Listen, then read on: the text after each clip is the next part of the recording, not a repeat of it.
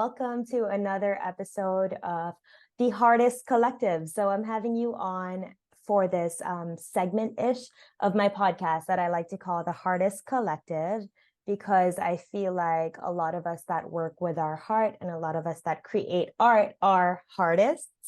And I feel like you exemplify that so beautifully with the work that you do and everything that I've seen so far. So maybe let's just start by having you introduce yourself, your name, where you're from, what you do, what you love, and we'll go from there. Hi, first of all, thank you for having me here. I love connecting with other women. So to all the women listening, hello, my name is Erika Chavez. I am Mexicana. I was born and raised in a small little village in between the hills in Guanajuato. However, I moved to California at the age of 8, and that's where I developed, a whole different culture, the language.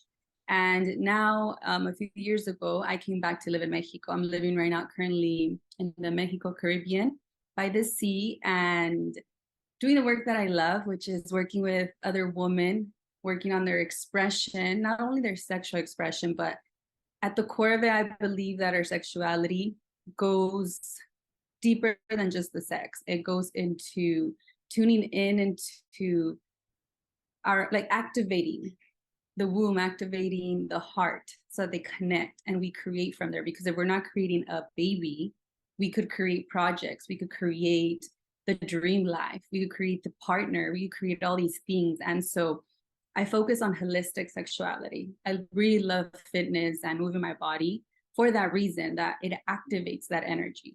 And so I like to involve fitness, movement, and dance. I love to dance as well. I know Karina does Zumba, so we're Zumba buddies here. Yeah. So we could activate that energy. And also, I'm a photographer, and I love to use photography as another element to bring the feminine and the masculine. So I like to tell the woman, I guide them, that's the feminine, for them to surrender into somebody else, they receive, and also have them bring the masculine. So have them serve it to me, have them guide themselves so that they could bring that out of them, lead themselves. And so I'm working all these elements, like I said, holistic sexuality, always with the art involved, always, because I believe without the art, it's just, we can't go far. We can't go far. And so I love being here. I can't wait to get into the conversation of art, the stars, the moon. And that's where we create so much from. So I'm super excited. Thank you for having me here.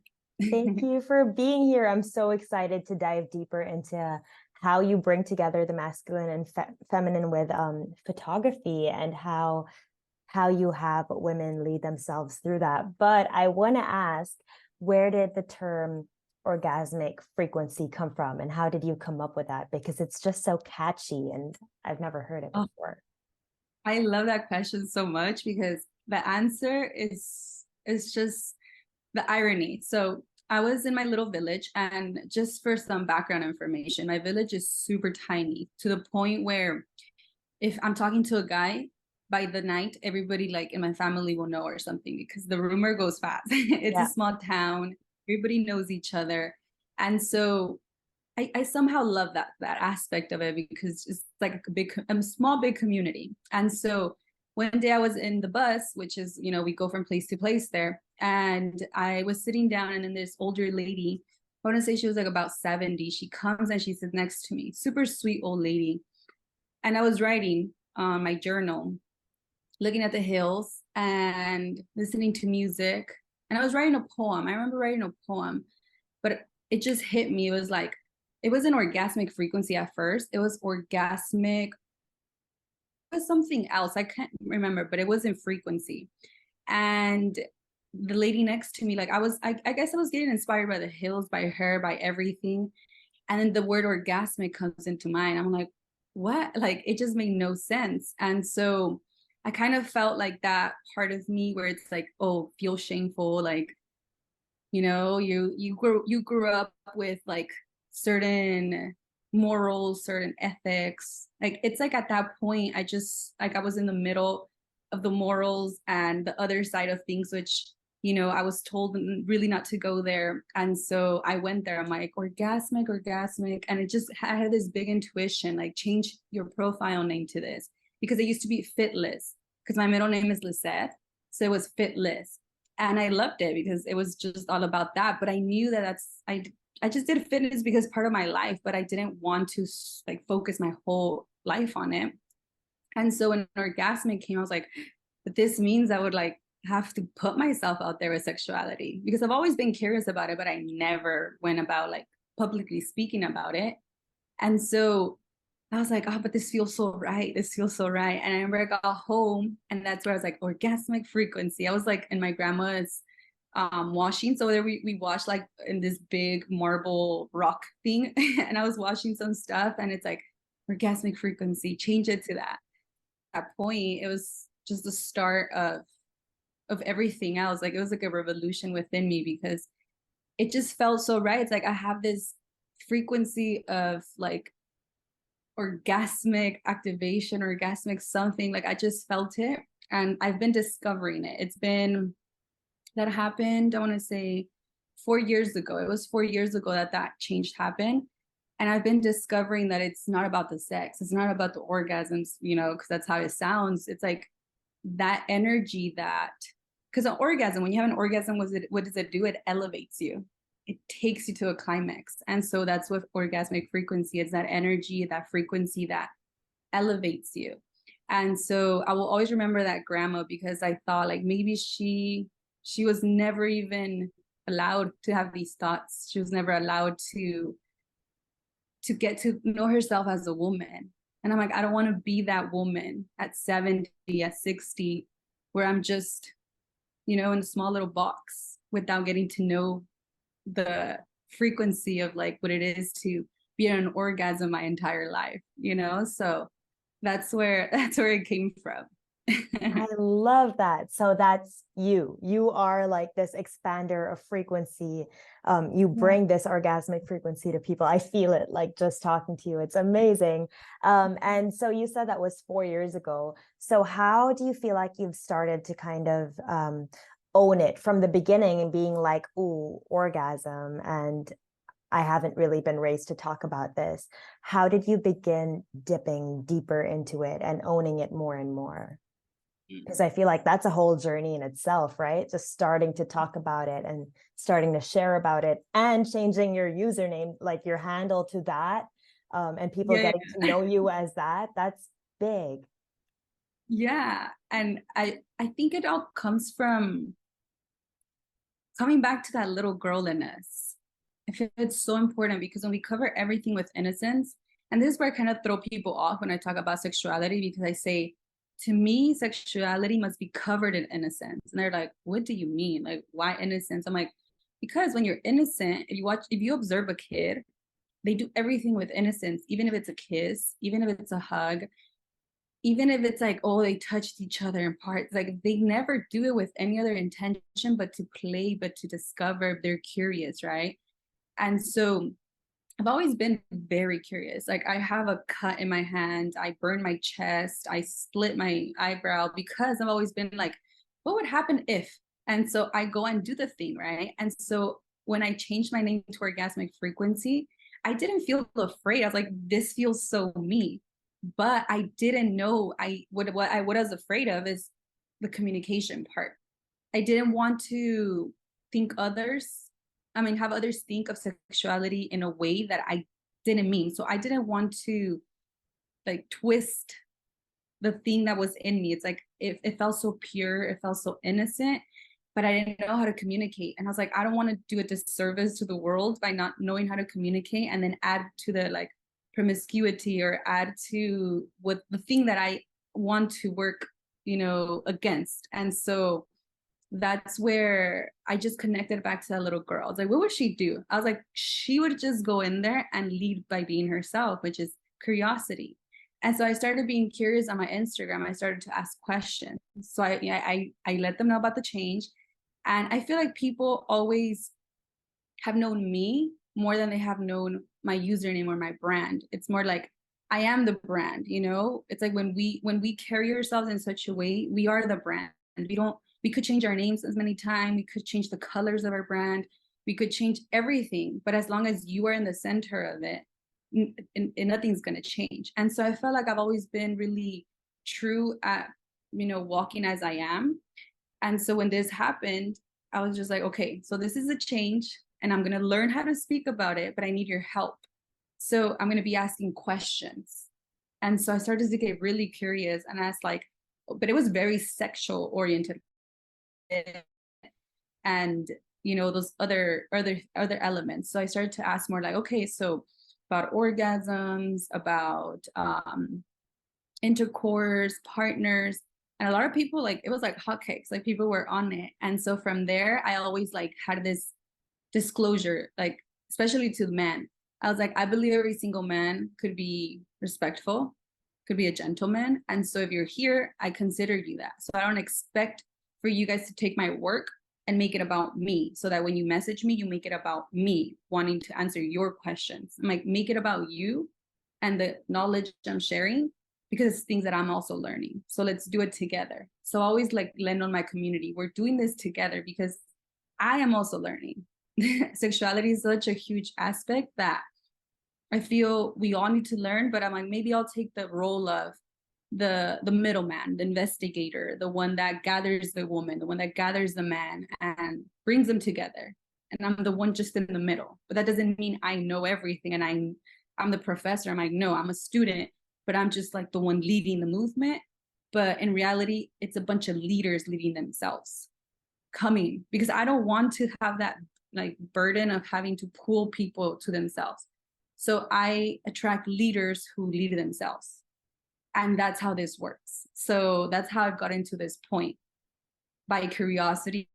I love that. Okay, you froze for a minute, but I think we got it because you said by curiosity. And I loved when you said it's a bunch of leaders leading themselves, because just as a backtrack for anybody listening, so Erika is a Leo, I'm a Leo. Tomorrow we have the Leo new moon. And so you're hearing all this Leo vibes with going back to your inner child and that younger version of yourself, and this leadership, but not necessarily taking on this role of a leader that needs validation, but instead a leader that's a middleman that is just connecting two and two together. And I think when you do that, it allows such pureness. Like you said, it allows such curiosity to come through, not only from you and not only from the people that are asking you, but the energy itself just becomes playful rather than becoming them asking you something and you being so obligated to give the right answer, because then it just removes the obligation and it allows you to just play. Because at the end of the day, I mean, what is life other than a giant theme park, right? Exactly. It's it should remain light. Yeah, I love that. And so when it does become heavy, because I can imagine there are probably points when it does, how do you bring it back to being playful? Because when it becomes heavy, it's when I'm going through my own emotional turmoil, whether it be with a partner, especially with a partner, because that has a lot to do with my work. So if I'm having trouble with my own stuff, I'm my head's how are you going to help people? You look at you, not even your partner could do it. Maybe I want to and have the effort, but it's I have the tools, but it's nothing's happening on the other end. So how am I going to help other people with their ends, And so that's where I kind of take a pause. And the thing I do to recalibrate is, first, I always write. I need to hear myself. And so I'm a big writer. I write, but before I used to write the problem. Now I write the solution, because I've realized that we just perpetuate the same story. Even if it's writing, we're still talking to ourselves.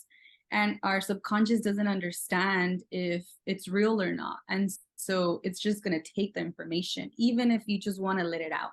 Yeah. And sometimes when I do let it out, it's I consciously tell myself, okay, I'm going to give myself 30 minutes of pity. I'm going to cry. I'm going to blame everybody. I am going to rage. I am going to burn this afterwards. And so I let myself, because it's normal. It's healthy for us to feel. I feel when we bypass our emotions and we're oh, I shouldn't be negative. I shouldn't think these thoughts. It's what you're doing is building a wall around your suffering, you know? So what I do is I write, and I write the new story. So I empower myself through that story. And after that, if I have the ocean nearby, I go to the ocean, and I literally just float, and I see myself like in life, like I need to surrender to my life. Like I just need to float. And as I let the water move me, and sometimes the water comes over and everything, it's like the more you tense up, you become heavier, and you're gonna drown. Like the water's gonna get in your head and everything. And so I practice my breath in the water, and I practice like the ocean is hugging me, and it's like trust. Like even if my waves, you know, turn you around, or that, just trust. Like continue to trust.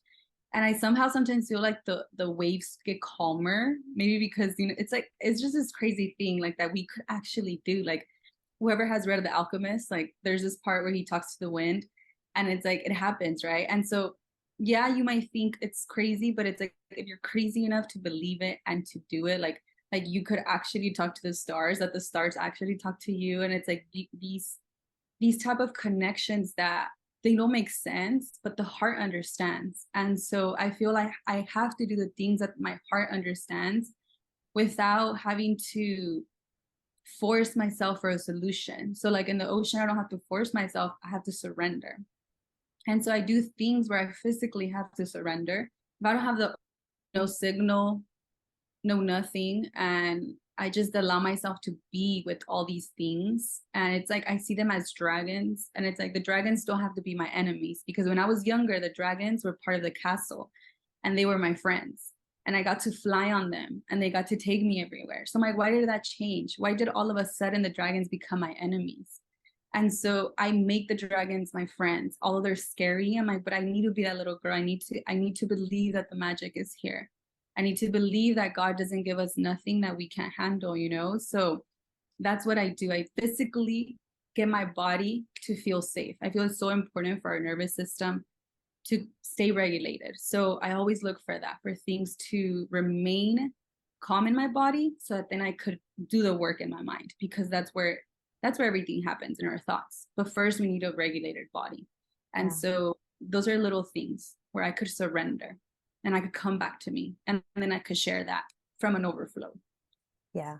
Ooh, I love that so much. I'm thinking about one time that so I don't know how to swim very well, but I think I've taught myself a little bit more within the last 2 or 3 years.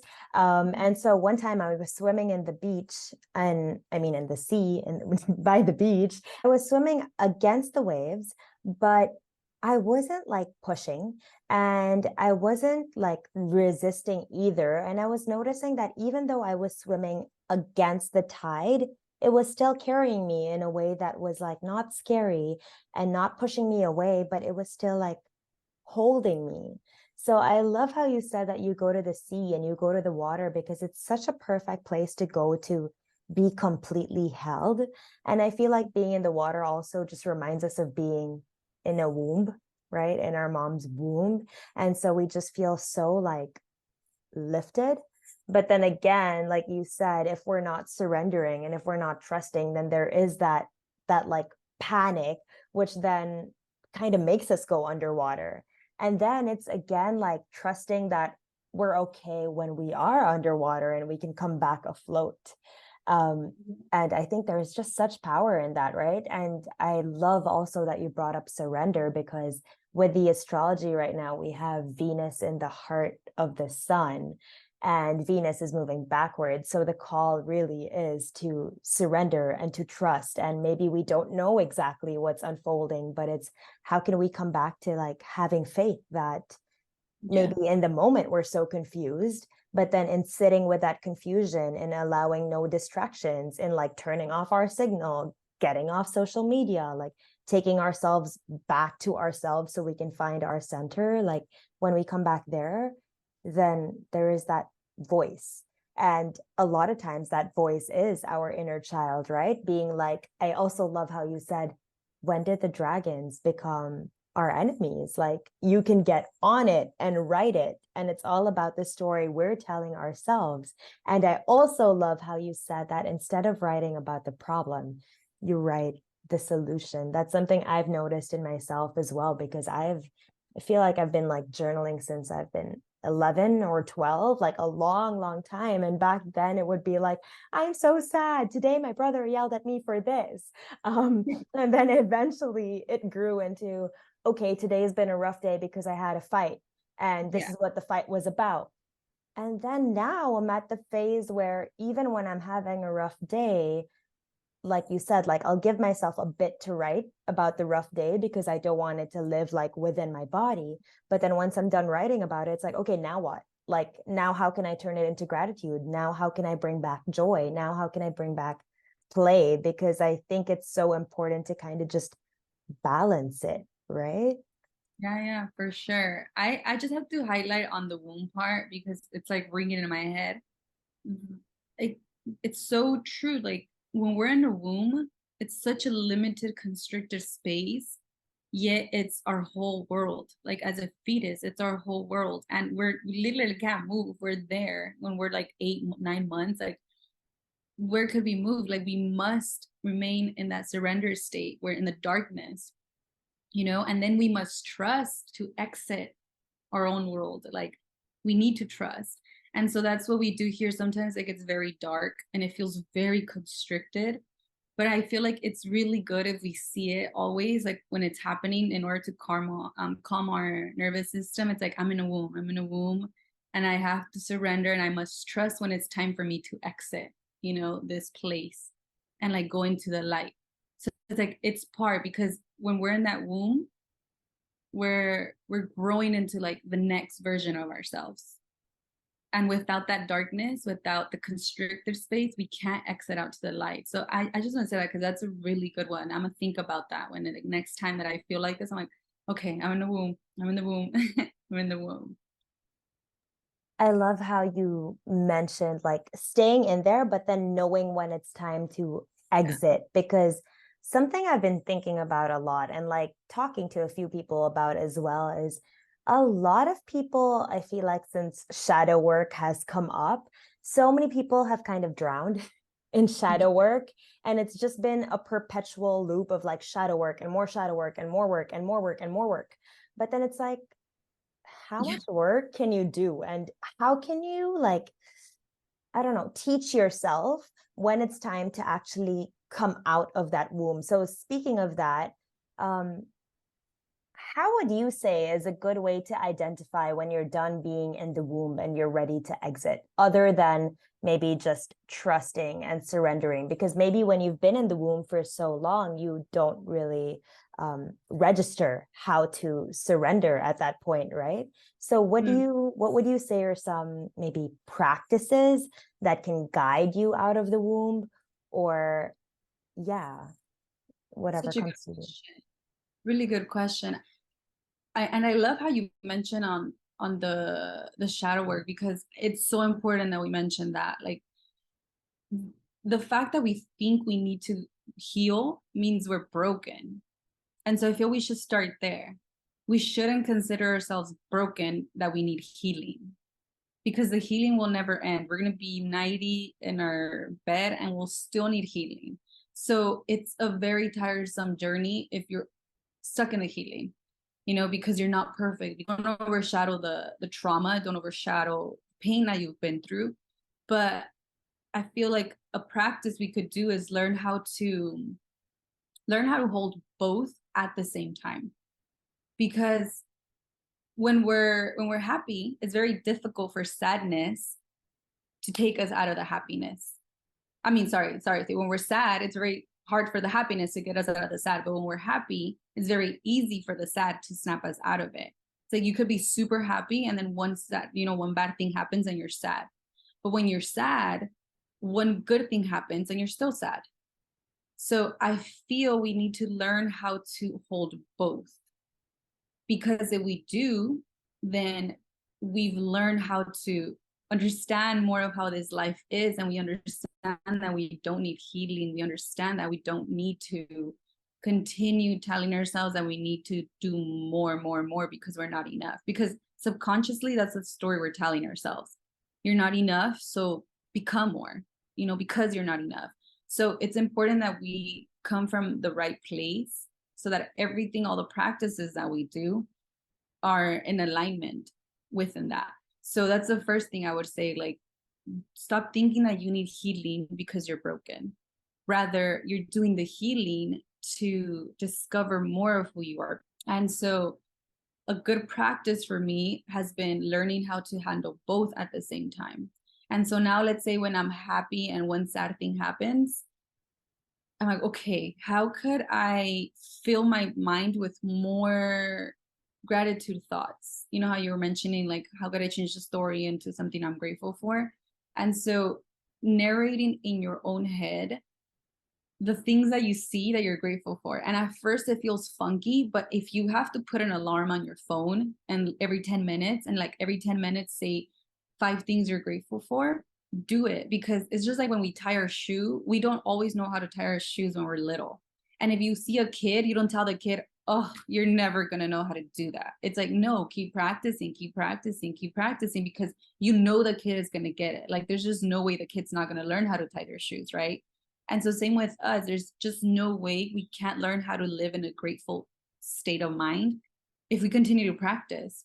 And sometimes that feels so far away, just like to the kid tying their shoes feels so frustrating. And like, why do you have to do the tangles? And like, it just, to their mind, it's like, what is this? Same to us. So it's like our mind is just like our hand, like, is we teach it what to do. Like my hand right now, it's not doing this because I'm controlling it. I'm like, stay, you know? So we could do that with our mind, but we've gone so far away from it that we think it dominates us and our body.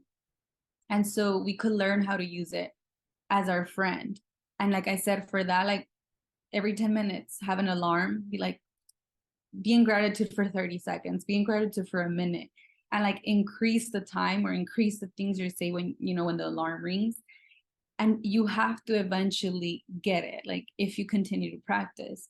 And so for that, though, you need to want it, because it's important. If you don't want it enough, then you're just going to continue being the victim in your own story. You're going to be the second character in your own movie. And so you have to want to be the protagonist. You have to want to be the main character. And if you do, then it requires work. Like the actors, they have to memorize scripts. They just don't get to be the star of the show just because they look pretty or just because they have a talent. Like they need to memorize the lines. They need to become the character that they're playing. Same with us. So it's like the alarm, that's you reading the script. That's you becoming the character of your own story. So it's important that we put in that work and the time to become that protagonist, because once you are in it, it's easier every time. I love how you said that, because I feel like something that's been coming up a lot is how can you be the main character of your own story, right? That's super Leo energy. Like, how can you be the like main actor on the stage? And it's easy to say, how can you be the main character of your own story? But not a lot of people say what you just said, that, you know, actors need practice. They need to learn their lines. They need to do it over and over and over again, and that's how they become the main character. They don't just show up one day and they're the main character. No, they're probably the guy behind the scenes, like turning the light. They're probably the props director. They're probably the makeup manager. It's not instant that you become the main character. And so it's like putting in the work every single day to become the main character of your story. Which makes me want to tie in romance, because I feel like when we romance ourselves and when we romance our lives, it's so much easier to become the main character. So I want to ask you, how do you romance yourself and how do you romance your life? Romance. I don't know if it's a Leo thing, but God, I just breathe the romance, everything. Like it's almost as if, for me, the way I see romance, it's an element. It's not more of like something I have to receive from a partner or like a love letter or that, but more like an element that enhances, just like sugar, you know, enhances the coffee, or sugar enhances whatever it is that you want to sweeten up. Romance is the same thing. It's like you sprinkle a little bit and it becomes, you know, sweeter, or it becomes more of what it is that romance means to you. And so for me personally, the way where anything that I put the romance to, it has a potential to become, because the romance is like, to me, the sprinkle of like the little magic. And sometimes I speak like this because I speak from that little girl in me. And that's one thing, like, you shouldn't be afraid to like express yourself, as because sometimes when you're out in society, people look at you weird. They're like, what are you talking about? And it's like, don't let people's bitterness, don't let people's, constricted mentalities or hearts invade your own like sphere, your aura, because then you're always going to be at the mercy of that.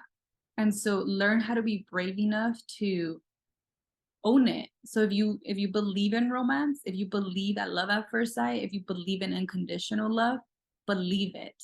And I think that's one thing for me, romance. To me, romance means believing it shamelessly. And so everything that I do, to me, is romance, because I own it. I just own it. So if I'm, thinking of a partner, I'm like, yes, he gets to love me unconditionally. I get to get poems every day. I get to get this. And it's like, sure. Like, people are like, okay, like you're shooting too high. And I was like, no, I've had it before. I know it's real. I know it happens. And there's just like, I'm not going to let the world and like society, especially nowadays, like the dating world, it becomes like, what? I'm just swimming in the wrong side of the pool or the side of the ocean, So I'm like, let me redirect. And to me, that's what romance is the thing that keeps my innocence, the thing that keeps my life in a constant state of enhancement. And so find out what romance means to you, because it's different probably what it means to me than to you, and that's okay. But figure out what it is. And the main part in this is to own it, to own the romance. Because when you do, if romance has a different meaning to you, then you get to own that. And when, like, let's say you're in a room and me and you come across and we have different meanings for romance, you don't get persuaded by my version of romance, because you own yours. So at the end of the day, romance is like owning it shamelessly, and going about, making more of it, making more. Don't get stuck on it being just from a partner.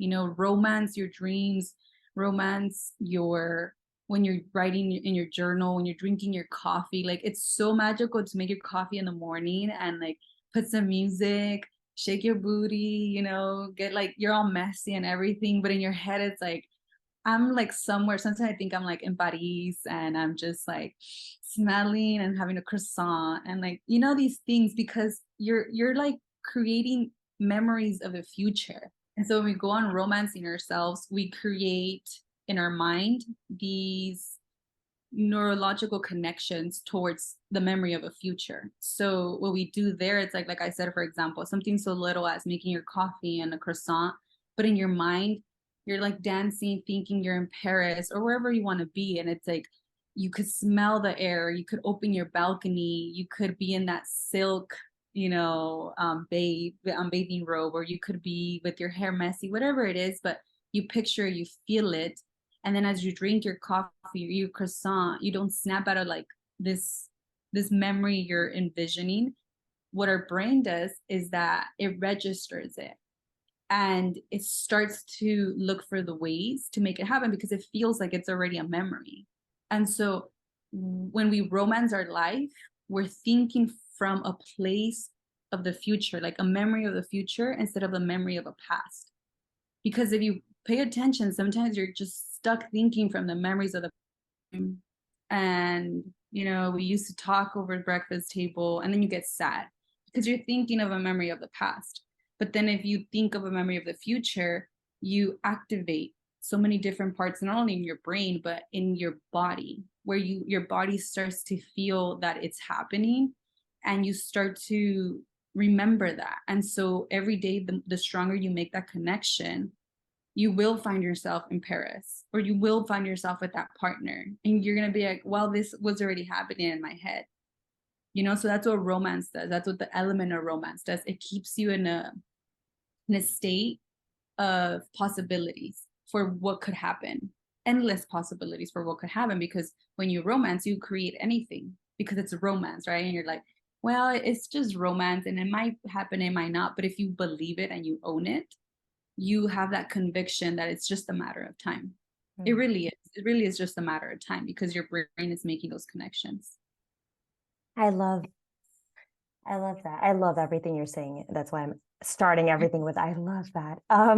But what did I want to say? I lost it. I wanted to say, well, first I wanted to ask, how do you feel like Disney has played with our idea of romance or changed our idea of romance? Part one. Part two, I remember what I was going to say is, how beautiful is it that when we're so present in our lives and when we're not distracted by social media or distracted by our emotions or distracted by a siren outside or distracted by something, you know, how beautiful is it that when we're that present, we're actually able to romance ourselves. And when we're able to romance ourselves, we're actually able to create that life. Like, how amazing is it to realize that we have like our own creative accountability for our lives, because we are artists, we are artists, you know, we have the capability to bring about whatever we want to bring about. But it's so easy to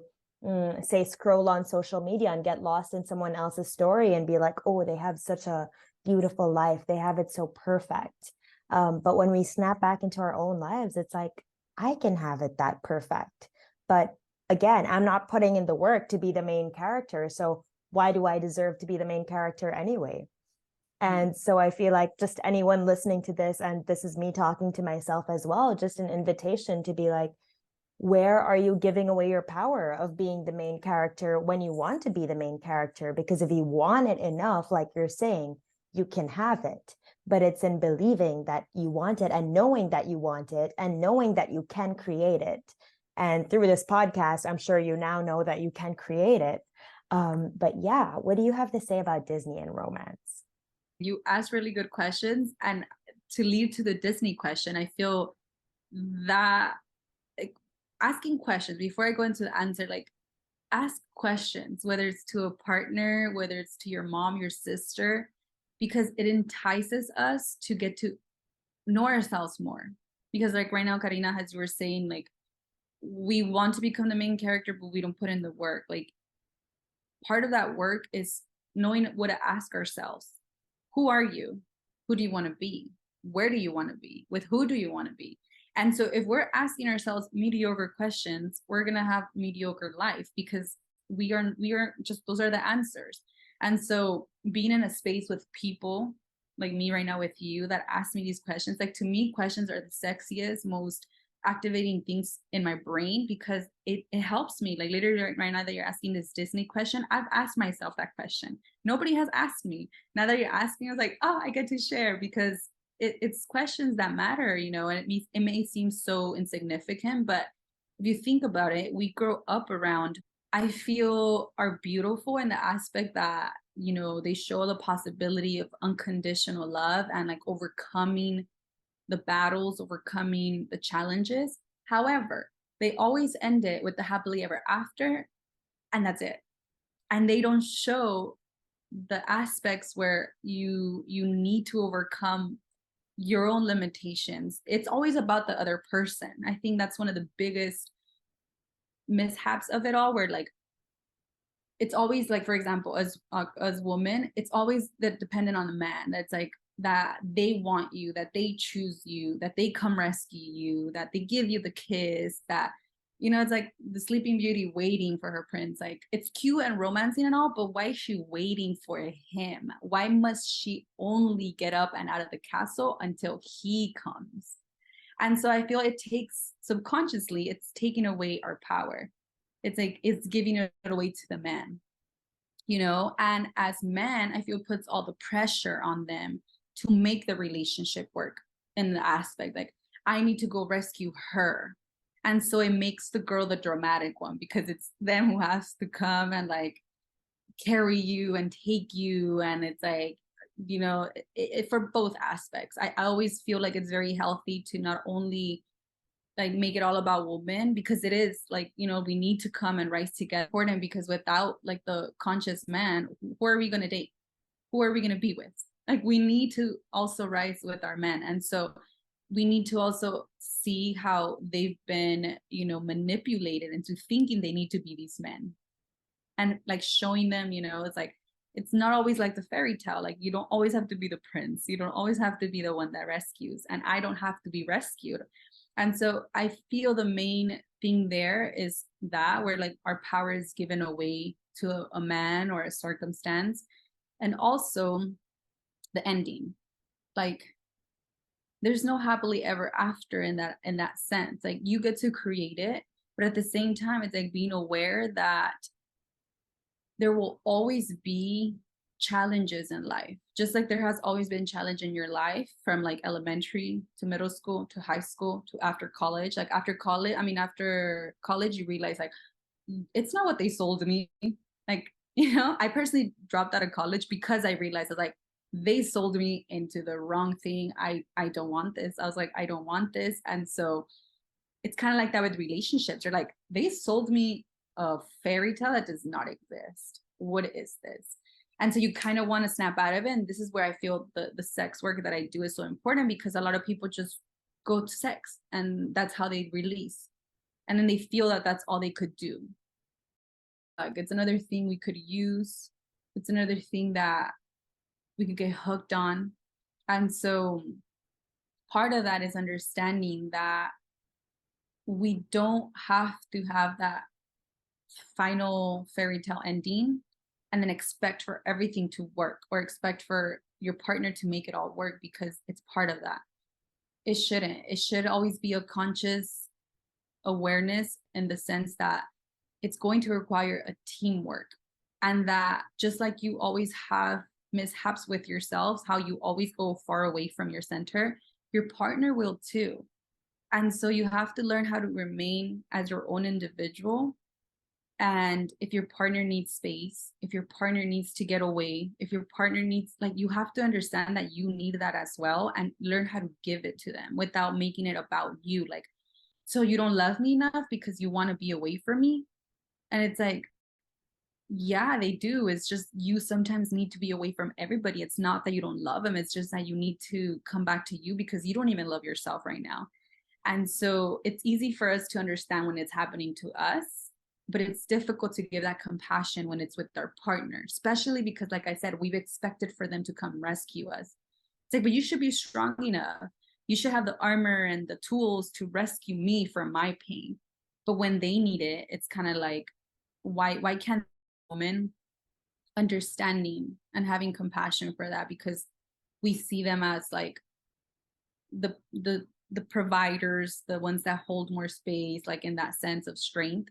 And they're so gentle as well. Men, like if you go down to their core, they're so gentle. It's like, look at the little boy in them. They're so gentle. They just need to also have their, especially men think their brains are literally physically wired different. So they need to retreat in silence, and their caveman, they call it. And we need to learn how to overfill and overflow if they do need that, so that we don't depend on them to come and keep us happy, or to keep us in this sense of like aliveness. It's like, how could I create from my heart the things that I desire, or the emotions that I desire to feel from my partner? But if he can't give it to me, how could I overflow and still give to myself?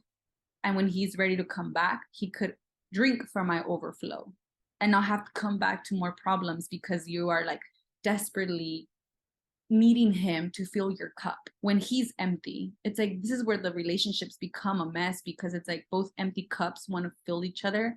And so how do you fill up cups that are empty?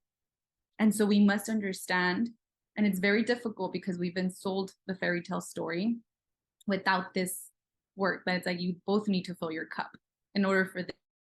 And that's where it's at, like realizing that yes, it gets to be a fairy tale, but it's the fairy tale that you create, not the fairy tale that Disney has sold us, where it's the happily ever after and the rescuing and the prince and you being the one that is waiting, but rather the fairy tale where the work is done and where the commitment remains, because commitment will lead the relationship wherever you want to take it. As long as you tell ourselves, let's allow it to be messy, let's allow it to be ugly if it needs to, but always committed to supporting and creating an environment where we both could, you know, give ourselves space, but it's within this environment that we've created, you know, and as long as the commitment is there, you both remain in that environment. Like, he's not going anywhere, you're not going anywhere, but you do get the space. But it's important to feel safe that you're inside the environment. So I think it's not creating the environment that you seek for your relationships. And I want to say how I love, again, how you talked about it ending like happily ever after, but we never really hear the tough conversations, you know? And the first fairy tale that popped into my head, because I watched it last, was Little Mermaid. And I was trying to think of like, did she ever have a complicated conversation with her dad or with her prince? And you don't really see complicated conversations happen. It turns into a song, or it turns into a dramatic moment of like her like sobbing or like her swimming away. And that's what we see, you know, that's what we see in Disney. That's what we see in movies. When things get tough, they go away and they swim away. And maybe it's okay if she swims away for a bit and then comes back, but we don't see that. We don't witness, like you said, like the messy stuff, the ugly stuff, the hard stuff. And the truth is, every relationship, even the one with ourselves, contains so much messy and ugly and dark, because if there's no messy, ugly, dark, there is no beautiful, magical fairy tale, right? And so I think it's so important also to remember that hard conversations are important and they don't feel good in the moment. But like you said, if the two are committed, then there is no worry that, okay, this yucky conversation is going to lead to a split. No, it's like, no, we're both committed and it's yucky right now, but we both trust it's not going to stay yucky forever. So let's just hang on and see what happens. So I love that. And I kind of want to, it's funny how quickly time is flying. We have like 15 more minutes, and I just want to segue really quickly to something that I was thinking about recently and haven't been able to talk to anyone about. So I think you'd be the perfect person to speak to it about and see what you have to say. But I've been thinking about how creating art is so similar to I guess creating space to have sex or make love, because I feel like a lot of people feel like they're not artists, but I also feel like at our heart and at our core, we're all artists, but we're not creating the space and we're not setting the time. The point of the story is I feel like it's so important to create a space and an avenue to allow our souls to come and play, the same way that like sex, for example, requires foreplay. It requires creating an environment with beautiful music, you know, beautiful lighting. It requires this creative space. And I love how in the beginning you said like sexual energy is our creative energy, and putting it together, like it totally makes sense that you would have to create this space for yourself when you want to create art, or when you want to write a poem, or when you want to capture photographs, right? You need to kind of set a vibe for yourself. And I don't know where I'm going with this, but I just want to hear your input and what you feel with this. You're right on the dot. I completely get what you're saying. Especially as women, I'm not saying men don't see, but it's more like, especially when it comes to like sex, maybe creation, like they're more rogue, like they go at it, right?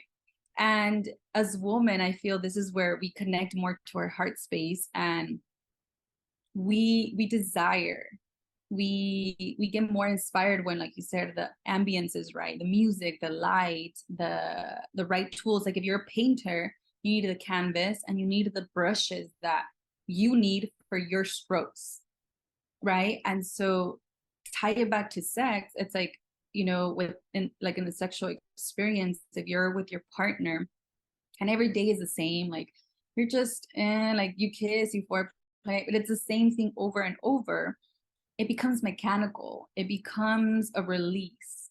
Just like, you know, if you were to paint and you like do the same painting over and over and over, you're going to be like, I'm not going to paint anymore. Like, you know, because you're not using your imagination. And so I feel that's where we're, you know, with what you're saying right now, it's like, it's how we could use our imagination to, like I used to say, play and create. Because if you're a writer, if you're a painter, if you're a singer, whatever type of art that you do, you require imagination in order for it to evolve. Like, that's not, whether you like it or not, you need imagination, right? You need it. And so in bed, when you are being intimate with your partner, you need imagination if you want your sex life to evolve.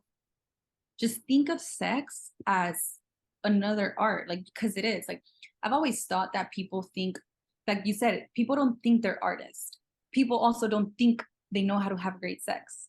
I'm like, oh, it's not that we don't know. I'm like, we're all meant to have great, excruciating, pleasurable, like, sex that takes us transcendental, you know?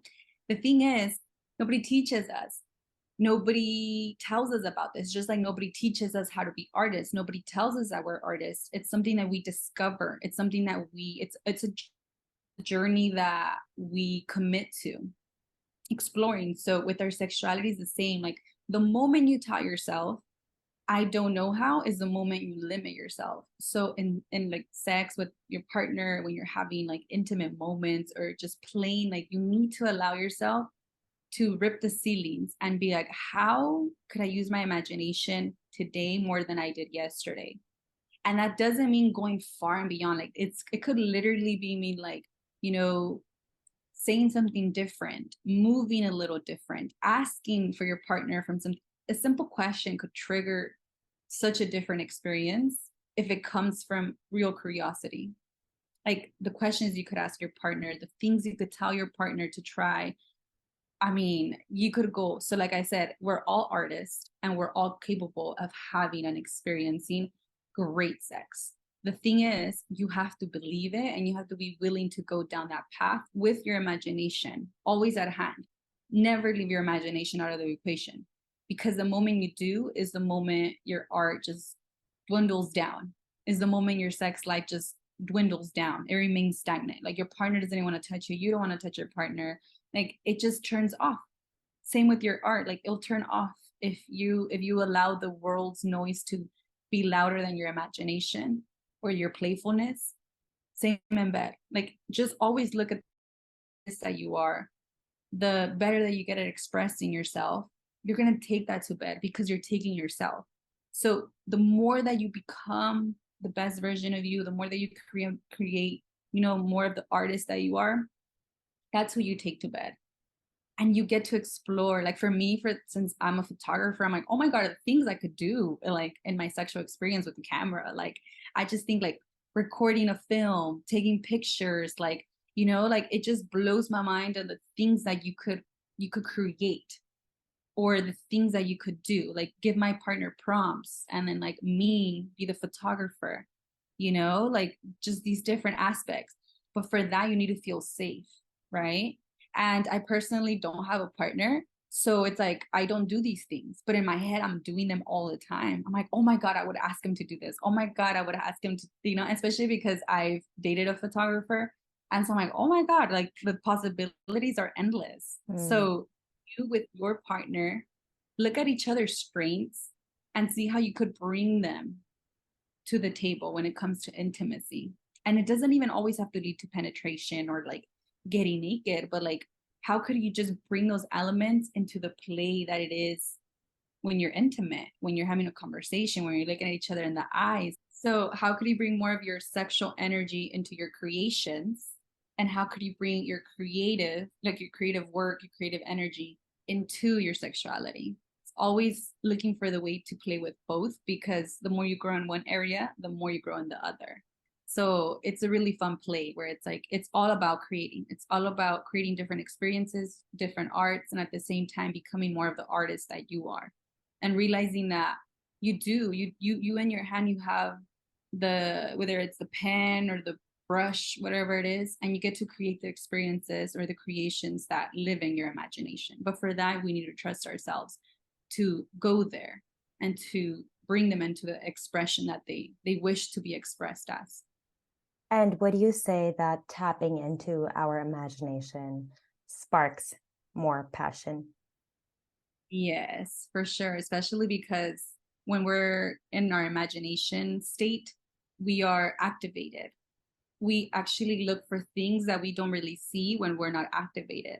And so when you're in sex, when you're with your partner, like you're activated and you seek to do different things that maybe you wouldn't dare to do before because that passion is just lacking. Like when there's no passion, it's like you're trying to light a fire with no match or nothing. It's like rubbing two rocks.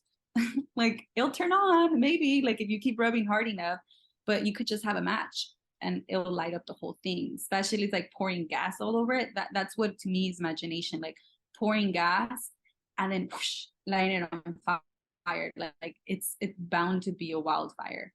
So use your imagination because just, I mean, something so little, but like when you have a really, like one of the difficult conversations, right? Like when you have a really difficult conversation with your partner and you remain in that place that, you know, you are when you're creating, because when we're creating, even if it's an ugly, painful place, there's always this tenderness to it, right? It's kind of like you allow yourself to feel sad or to feel angry and you create, but it's always with like this tenderness of wanting to bring something to life. And so when you do this in your conversation with your partner and you remain with that tenderness, like maybe you're hearing things that are difficult to hear, you're saying things that are difficult to say, but you overcome that conversation by having it and, you know, going through it together.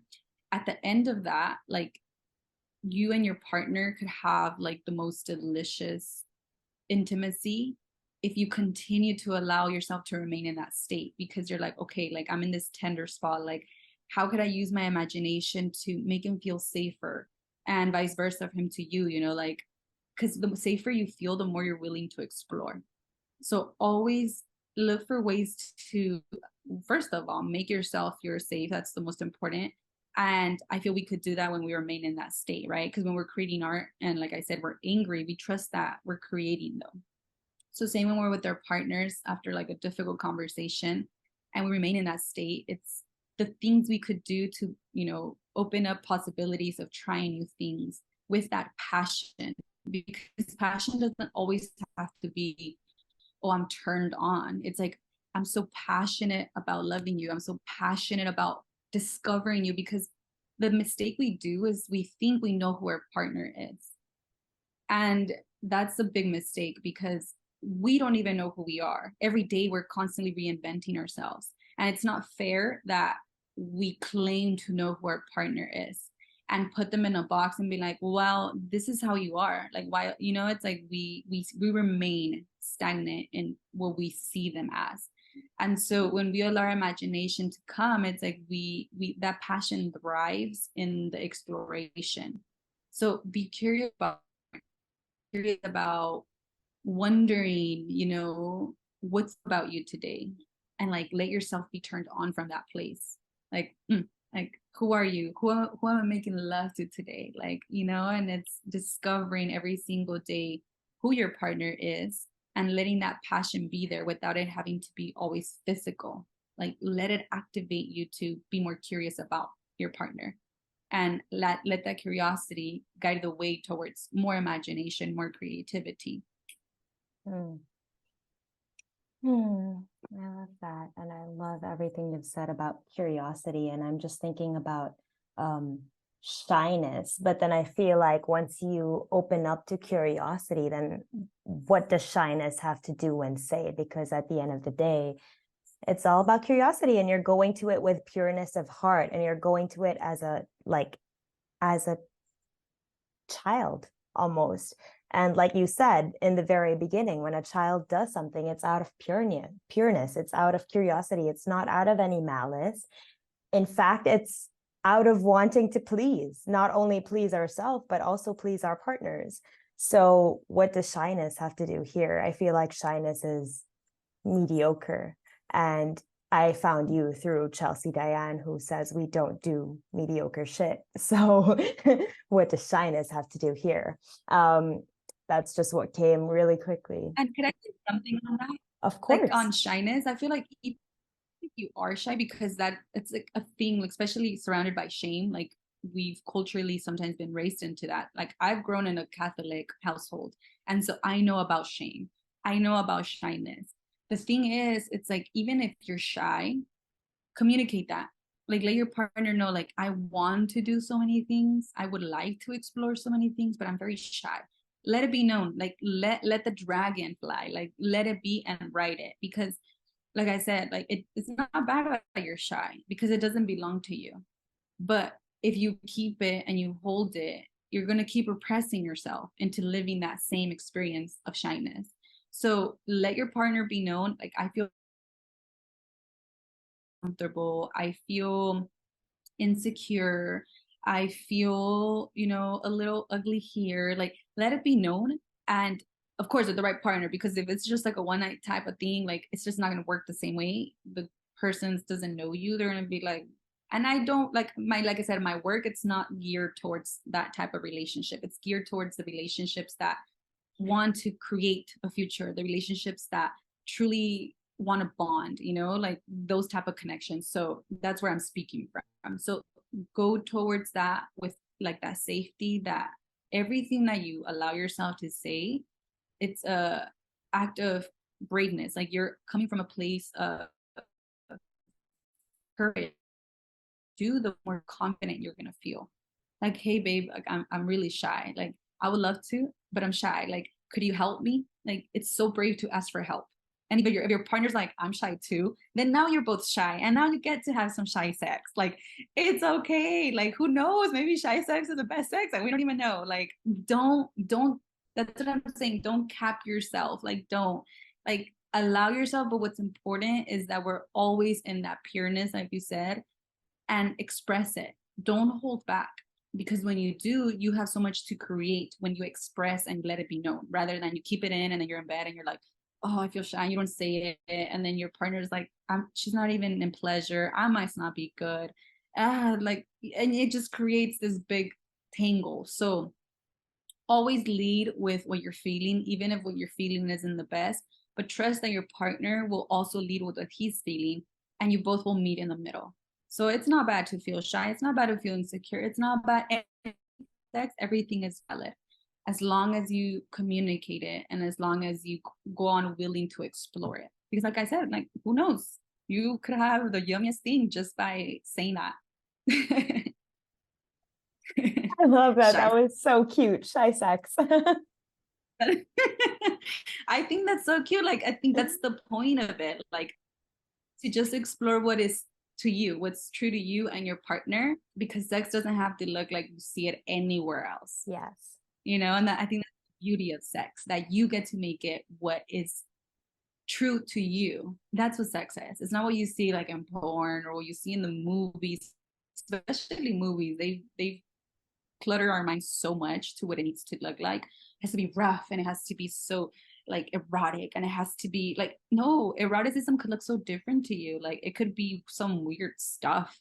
And another thing, like about kinks, like a lot of people hold back from their kinks because they're like, oh, like, no, don't hold back. Trust me, like when you're open about your kinks, as weird as they are, they're going to somehow lead you to deeper connection with your partner. Look at the kinks. And if you're shy, be shy, write it down, maybe write it down and give it to your partner as a note and be like, here, I'm gonna leave it. Don't say anything, don't tell me nothing about it, but I need to let you know. And then let them do that. You don't have to say anything, but find ways to constantly give yourself permission to ask for what you need. Even if it's against yourself, that you're like, but I can't say this. Okay, write a note, leave it in his pocket, tell him to not mention anything about it, because it's hard for you or it's difficult for you to hear or even speak about it. But constantly give yourself permission to be more, to ask for more, and to experience more. Okay, that's a great note to end on, I think, because I feel like, yeah, we've gone on for an hour and a little more than 15. And I think it's so important as women to accept that sometimes we want more, and there is such power in asking for that more rather than settling for what we're getting especially if we feel like it's not enough. Because I feel like that's what makes us feel like we're not enough. It's not that people are making us feel like we're not enough. It's that we don't want to use our voice to ask for what we want because we're shy, or because we don't want to, inconvenience anyone else, or because we don't want to, again, like there's so much conditioning of why we shouldn't ask for what we want.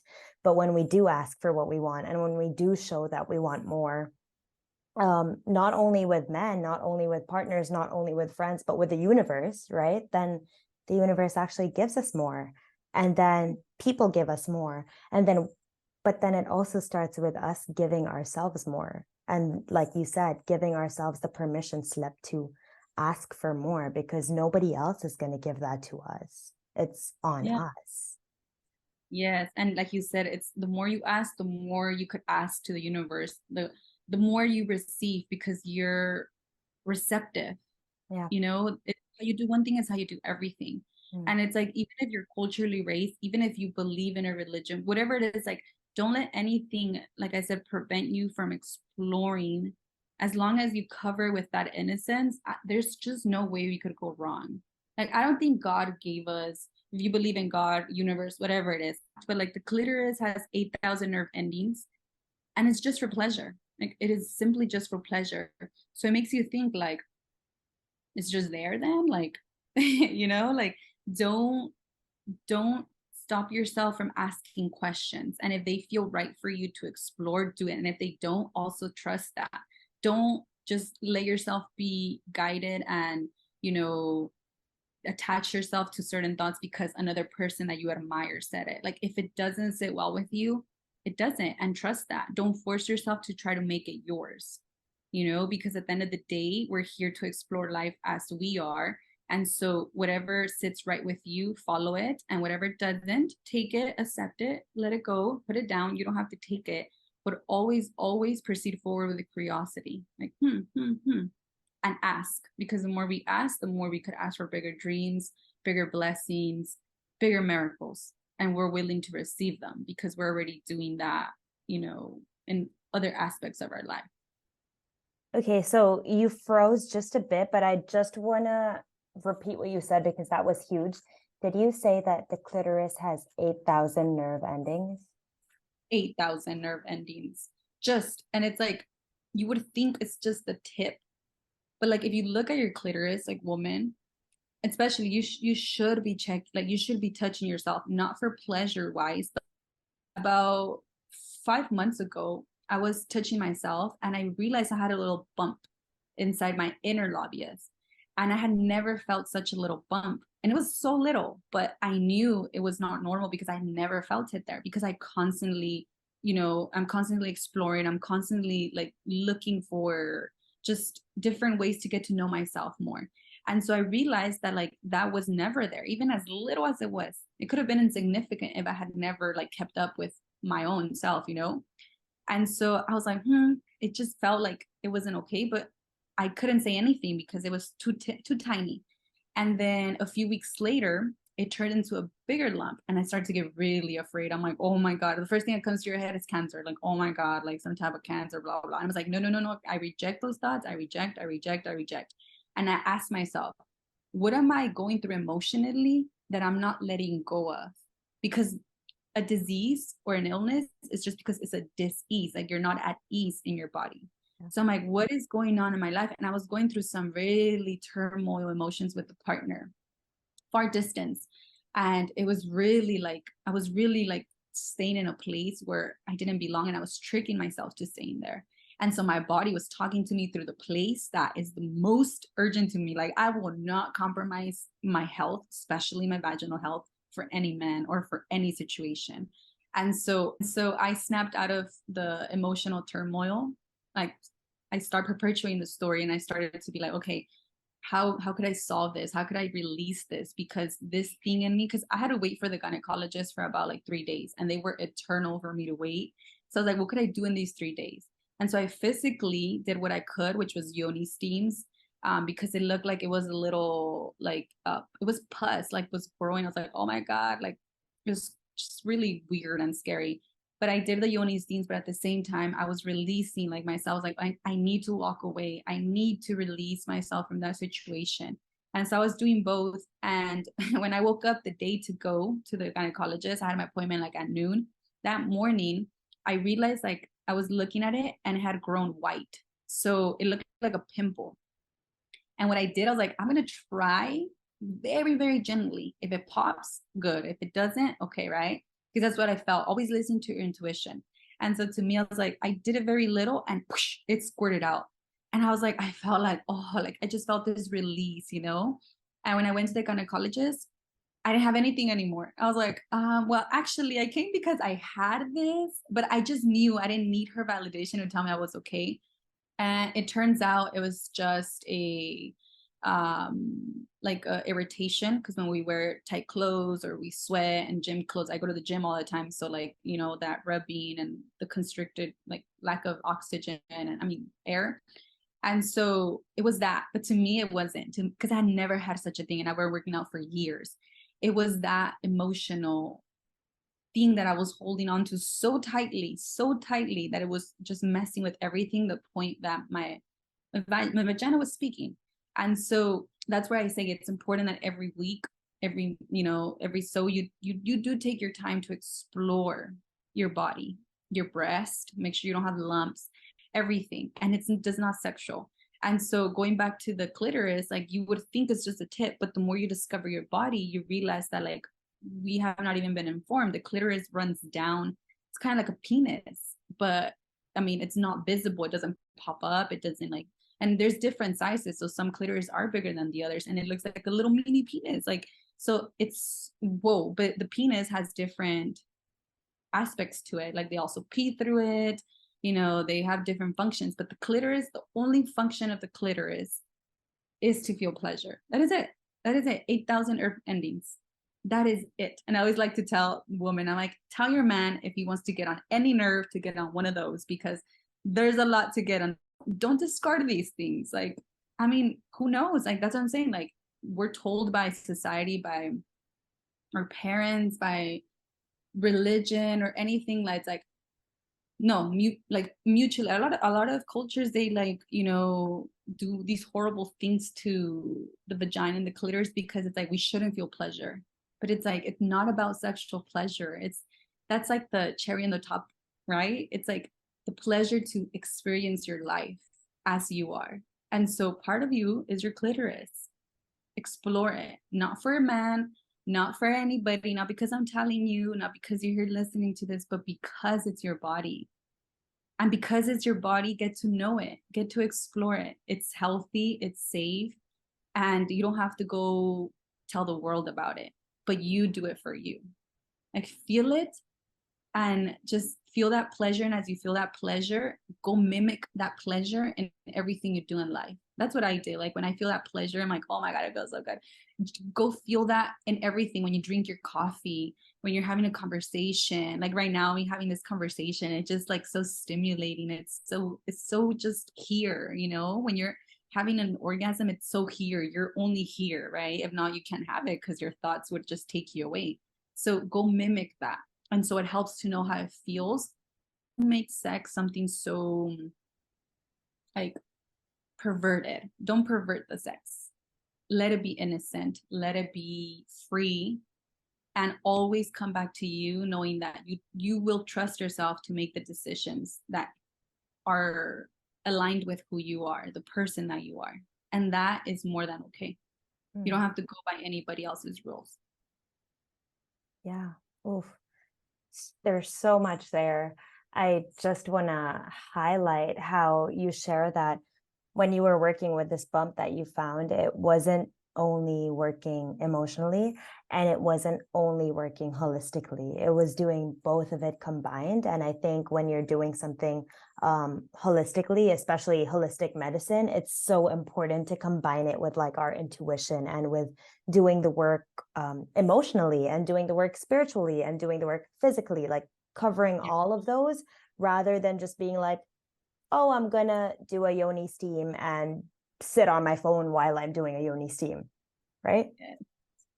Yeah, Such like I a was big there. difference. Yeah, like try not to worry, trying to elevate my thoughts, like just trying to feel safer. And that experience really did help me like remain in that place, because I'm like, I do have the sense of control to where my thoughts go.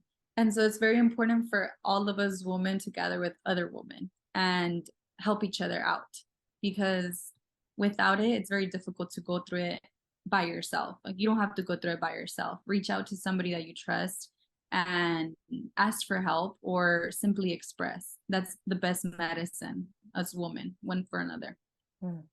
Yes, I love that. I love that, because this is a woman talking to a woman, and this is just like hearts coming together and souls coming together and creative energy coming together. And I feel like when I have conversations like this with women like yourself, it's just so stimulating, not only today, but for like the rest of the week, the rest of the month. It informs like so much of what I do. So thank you so much for being here, for having this conversation with me, for sharing your perspective of the world. Like, an hour and a half could never be enough, but it's such a good taste of like you and who you are and what you do.